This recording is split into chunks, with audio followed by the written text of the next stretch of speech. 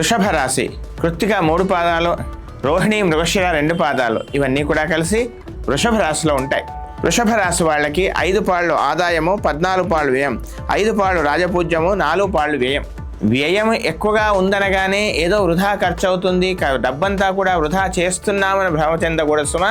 ఒక శుభకార్యమో, ఒక చక్కని విశేషమైనటువంటి స్థిర చరాస్తుల యొక్క వృద్ధి విషయంలోనో, ఒక సత్కర్మ ఆచరించడంలోనో కొంత ధనం వ్యయం కావచ్చును. అంతేకాని మీరు డబ్బులు తీసుకెళ్ళి ఏదో వృధా చేస్తున్నారనేటువంటి ఒక అపోహ మాత్రం పనికిరాదు.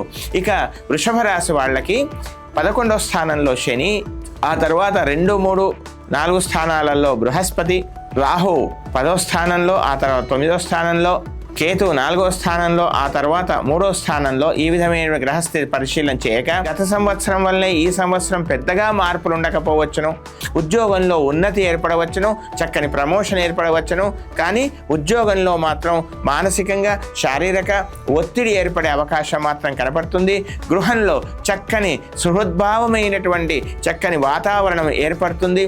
విదేశాలకు వెళ్ళాలనేటువంటి ఒక ప్రయత్నాన్ని కాస్త వాయిదా వేసుకోవాలనేటువంటి నిర్ణయానికి వస్తారు. తమ యొక్క సంతానం యొక్క భవిష్యత్తు కోసం, తమ యొక్క సంతానం యొక్క ముందు జాగ్రత్త కోసం కొన్ని స్థిర ప్రణాళికలు ఏర్పరచుకునేటువంటి అవకాశం ఈ సంవత్సరం కనబడుతోంది.